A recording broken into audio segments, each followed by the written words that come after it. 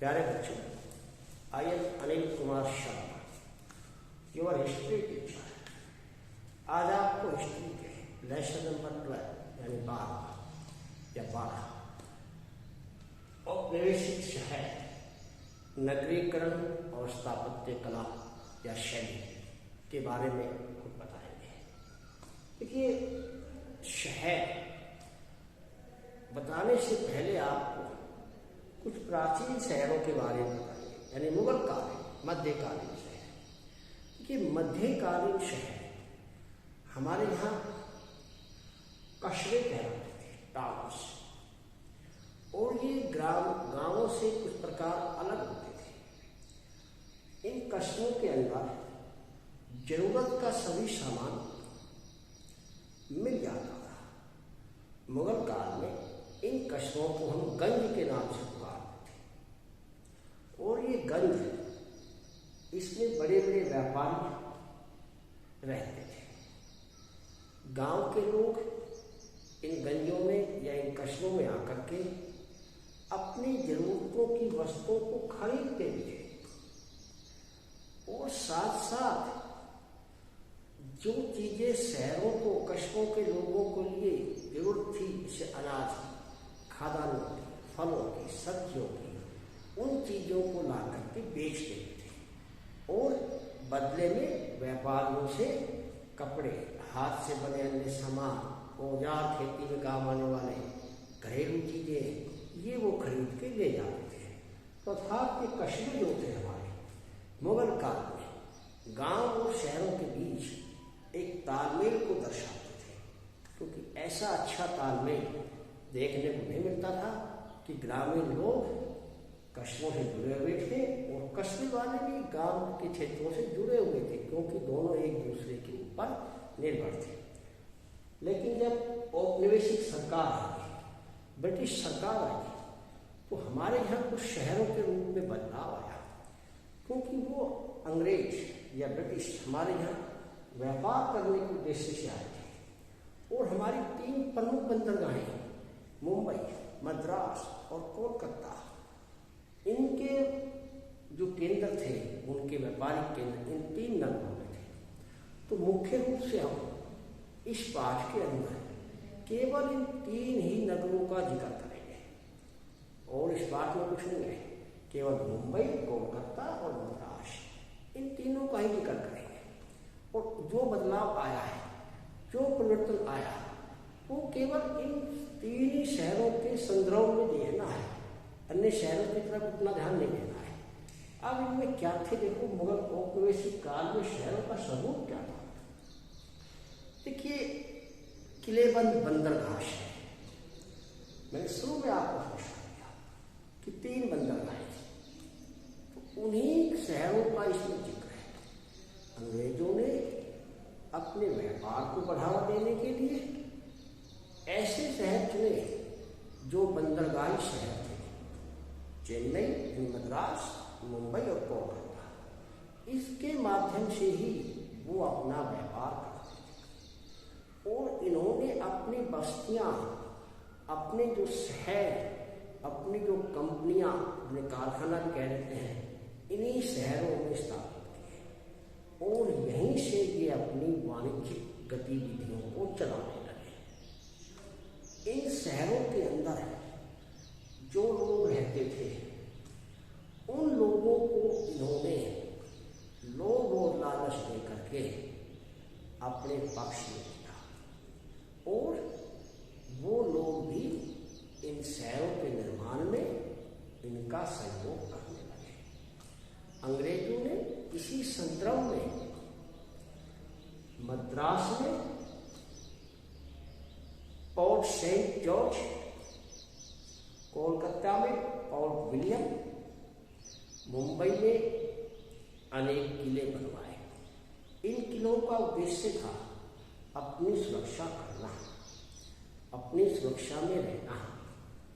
किले के बाहर काफी खुला मैदान होता था, ताकि शत्रु आक्रमण करे तो वो खुले में रहे, और इन किलों के अंदर से उसका मुकाबला आसानी से कर सके। बंदरगाहें शहर थी, बंदरगाहों से आयात निर्यात बखूबी कर सकते थे। हिंदुस्तान का कच्चा माल इसी रास्ते से ले जाते थे और तैयार माल ला करके यहाँ के शहरों में या गाँव में बेचते थे। तो एक तो उनके जो शहर थे वो बंदरगाह और किले के आस में ही केंद्रित थे। दूसरा, नस्ली भेदभाव पे आधारित थे। देखिए, औपनिवेशिक शहर जो थे नस्ल के भेदभाव पे आधारित थे। किलों के अंदर गोरे अंग्रेज लोग रहते थे, किलों के बाहर भारतीयों की बस्तियां थी, जिनमें भारतीय कामगार, शिल्पकार, वकील, इंजीनियर, डॉक्टर यानी भारतीय उसमें रहते थे। और इतना ही नहीं, ये बस्तियां नस्ली रूप धारण की हुई थी, नस्ल के आधार पर बनी हुई थी। जिन बस्तियों में गोरे लोग रहते थे उनको व्हाइट टाउन से नाम से पुकारते थे, गोरों का शहर, व्हाइट टाउन। और जिनमें भारतीय लोग रहते थे उनको हम ब्लैक टाउन यानी कि काले शहर, ऐश्वर्य शहरों के नाम से पुकारते थे।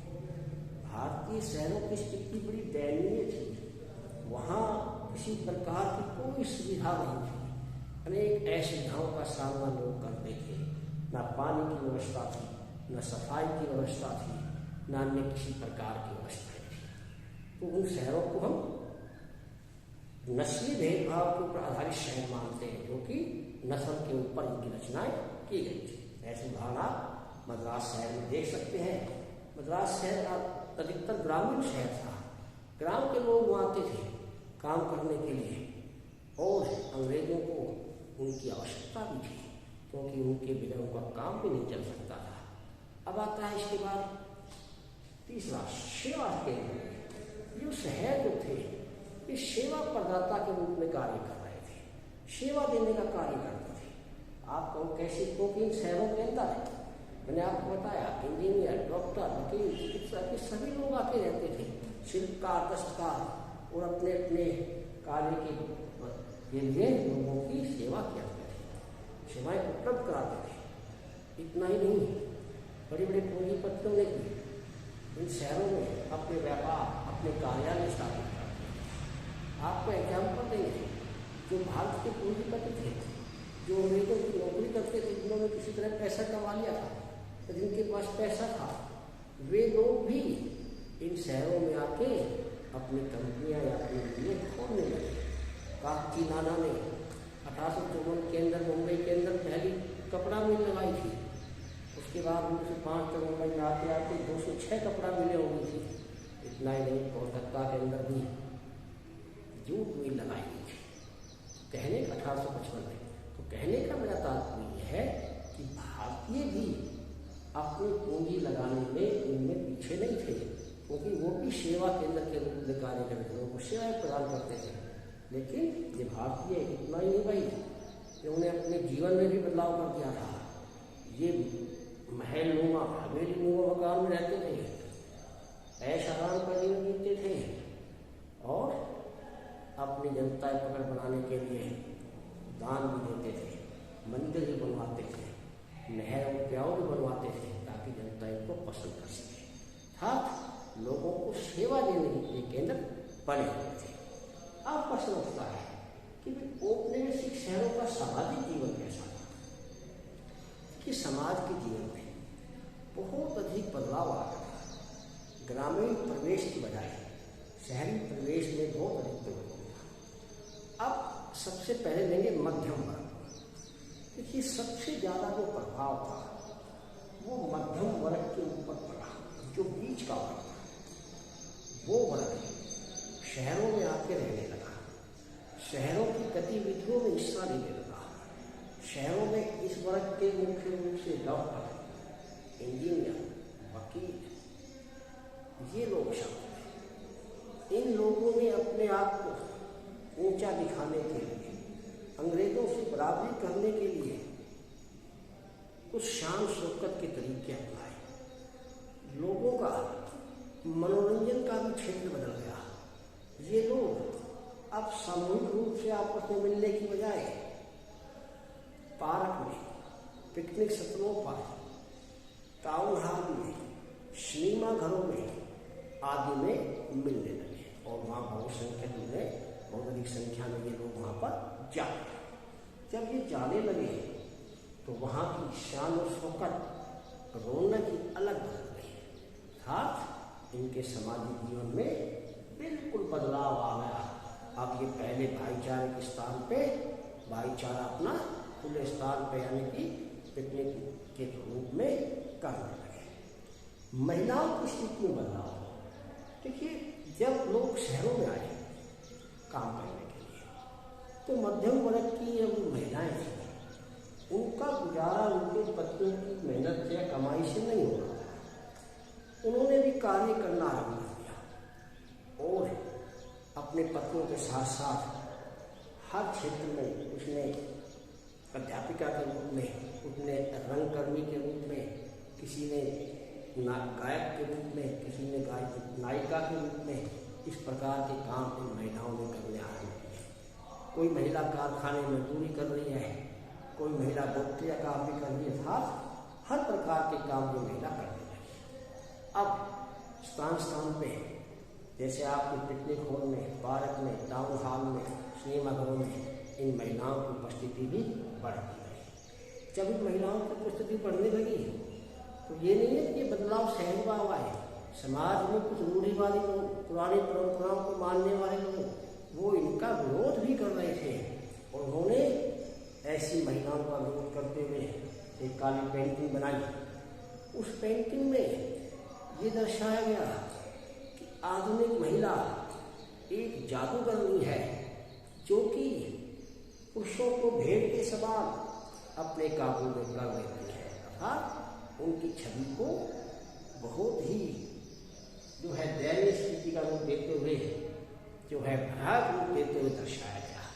कहने का तात्पर्य है कि समाज में बदलाव थे, रूढ़िवादी लोग भी कर रहे थे, लेकिन फिर भी महिलाओं ने इसकी परवाह नहीं करते हुए अपने आप को इस जीवन शैली में ढाल दिया। अब आता है कामगार। ये कामगार वो लोग थे जो पैसा कमाने के लिए गांवों से शहरों की तरफ आए थे। अब उनकी दयनीय स्थिति बड़ी खराब थी। एक तो वो लोग पहले ही बेचारे गरीब थे, शहर में आ गए। शहर में एक तो मजदूरी बहुत कम, मेहनताना बहुत कम, दूसरा रहने की समस्या, आवासीय समस्या। अब उनको रहने के लिए मकान किराए पे लेना पड़ता था। एक कमरे में कई कई लोग रहते थे जिनसे उनकी स्थिति बड़ी दयनीय हो गई थी, बड़ी मतलब कि जो भयावह हो गई थी। और लेकिन वे लोग भी अपने आप को मध्यम वर्ग के समान दर्शाने का प्रयास करते थे। छुट्टी वाले दिन शाम के समय ये लोग भी मनोरंजन के स्थल, पार्क, पिकनिक स्थल, सिनेमा हॉल, समुद्र के किनारे आदि जाते थे। वहाँ जाकर के नाच गाने में हिस्सा लेते थे, तमाशा देखते थे और अपने भारतीय स्वामी और अपने अंग्रेज स्वामियों की नकल भी उतारते थे। कहने का तात्पर्य है कि जिन लोगों के जीवन में भी बदलाव आया, पीछे परिवार छोड़ के आए, साथ इसलिए नहीं लेके आए क्योंकि उन परिवार का गुजारा उन पैसों में नहीं हो सकता था शहर के अंदर। तो ये इस प्रकार के कुछ औपनिवेशिक शहर थे और उनका सामाजिक जीवन था। अब आता है पहाड़ी क्षेत्र शहर, पहाड़ी क्षेत्रों में शहर।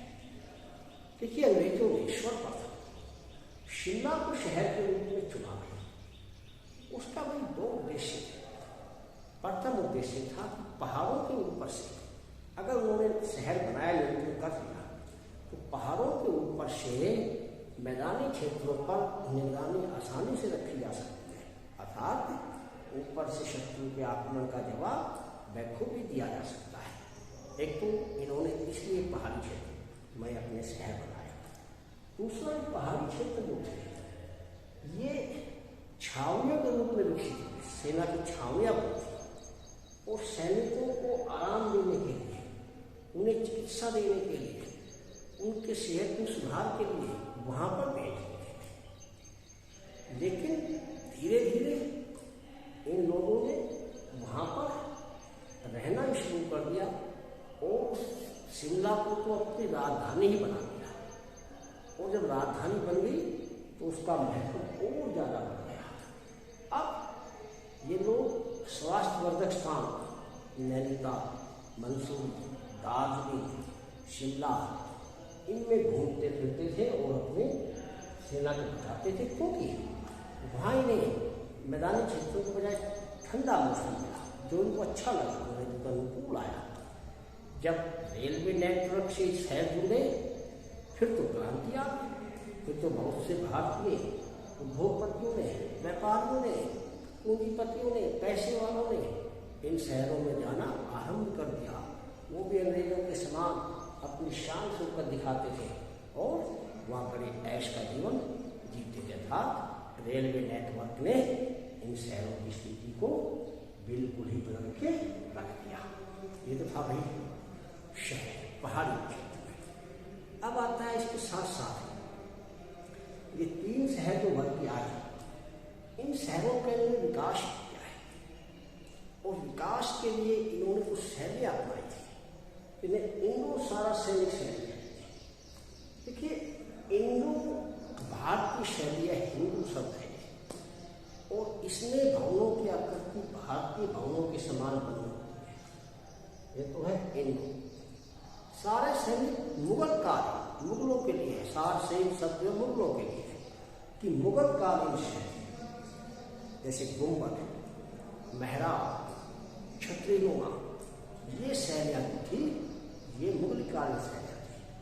तो अंग्रेजों ने इन दोनों शैलियों को मिलाकर के भवनों का निर्माण कराना शुरू किया, क्योंकि ये शैली इन्हें बड़ी पसंद आई, बड़ी अच्छी लगी, सुरक्षित थी। लेकिन सबसे बड़ी चीज इसके कारीगर भारत में ही उपलब्ध थे, हिंदू और मुसलमान। इनका दोनों का उपयोग करके इन्होंने 1911 में जब इंग्लैंड के राजा जॉर्ज पंचम हिंदुस्तान में आए थे तो उनकी महारानी मेरी उनके सम्मान में गेटवे ऑफ इंडिया का निर्माण कराया। मद्रास और कलकत्ता में किले बनवाए रखे थे। तो दोनों किले इस इंडो सार सैनिक शैली के अनुरूप बने हुए थे। कहने का तात्पर्य है कि अंग्रेजों ने इस शैली को बखूबी अपनाया और आगे बढ़ाया। इसके साथ साथ कुछ अंग्रेज शैलियों को भी अपनाया, जिनके मकानों की छत ढलमा होती थी ताकि बारिश का पानी उनके ऊपर ना ठहरे और वो नीचे आ जाए। तो ब्रिटिश स्थापत्य कला का भी और भारतीय और मुगल कालीन स्थापत्य कला से इन्होंने भवनों का निर्माण कार्य भी करवाया। अब आता है कि भाई भवन इन्होंने बनवा दिए और हमने आपको बता दिए, लेकिन अंग्रेजों ने ऐसा क्यों किया? देखिए अंग्रेजों का एक ही उद्देश्य था, अपने आप को ऊंचा दिखाना और भारत का आर्थिक शोषण करना, यहाँ से अधिक मात्रा में कच्चा माल या प्राकृतिक संपदा उसको लूट के ले जाना, जिसका उन्होंने पूरा फायदा उठाते हुए यहाँ पर अपने निवास स्थान और अपनी सत्ता को स्थापित किया। क्योंकि बिना सत्ता स्थापित किए हुए ये कार्य संभव नहीं था और सत्ता स्थापित होने पर इन्होंने दोनों हाथ से हिंदुस्तान की प्राकृतिक संपदा को लूटा। हिंदुस्तान की ही नहीं, जहाँ जहाँ इन्होंने निवेश बनाए, जहाँ जहाँ कब्जा रखा, वहाँ सभी की प्राकृतिक धरोहर, प्राकृतिक संपदा का इन्होंने दोहन किया।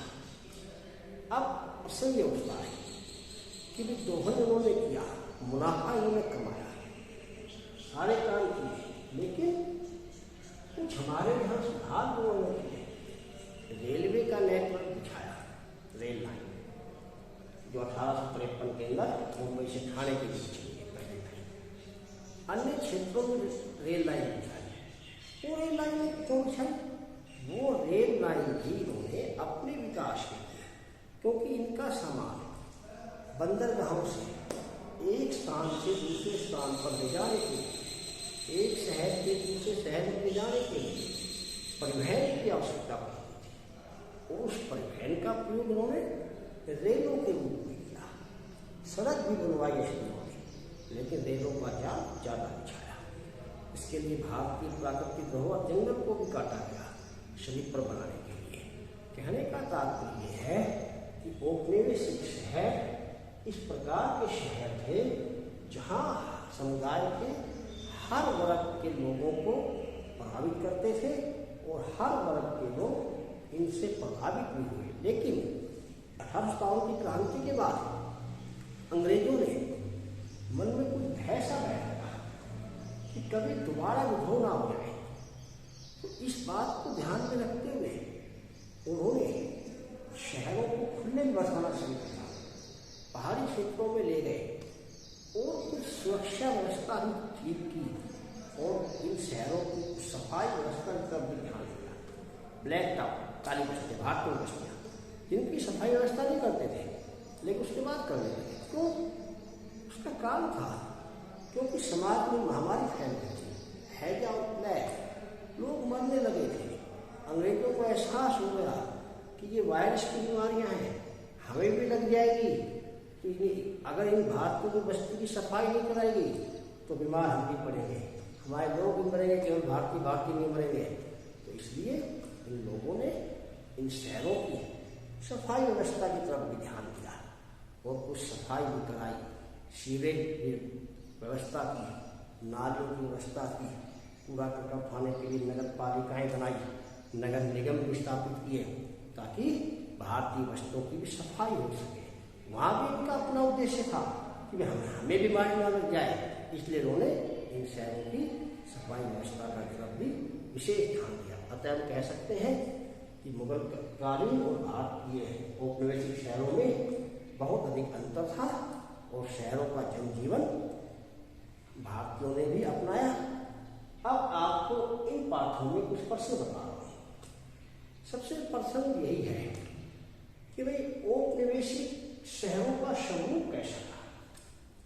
ठीक है, अगला प्रश्न है औपनिवेशिक शहरों की लोगों के सामाजिक जीवन के बारे में बताएंगे। औपनिवेशिक शहरों का सामाजिक जीवन कैसा था। इसके बाद पहाड़ी शहरों के विषय में बताएं। जब शहर, अगला प्रश्न है, जब शहर रेलवे नेटवर्क से जुड़ गए तो क्या बदलाव हुआ, क्या परिवर्तन आया समाज के अंदर। ब्लैक टाउन और व्हाइट टाउन किसे कहते हैं। नेक्स्ट प्रश्न है ब्लैक टाउन और व्हाइट टाउन किसे कहते हैं। भवन निर्माण या स्थापत्य कला की इंडो और सारासेनिक शैली का वर्णन कीजिए। इंडो और सारासेनिक शैली का वर्णन कीजिए। ये प्रश्न आपको अपने नोटबुक में अच्छी तरह समझ करके लिखने हैं